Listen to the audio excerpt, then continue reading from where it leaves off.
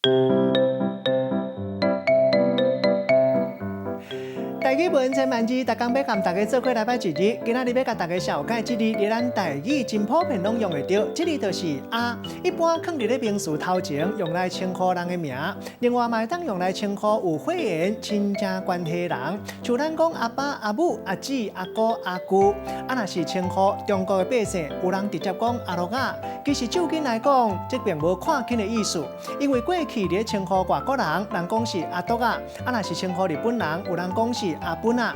另外，称呼身份较特别的人，好野人，咱讲是阿社；啊，若空的，咱讲是阿西。带大家做过来小解的两个词，拢是和阿有关系的形容词。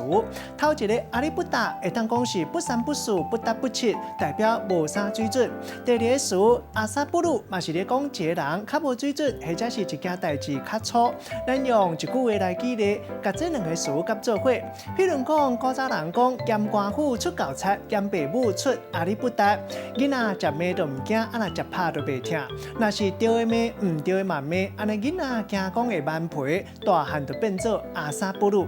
今仔日小解这一字啊，提供予大家参考。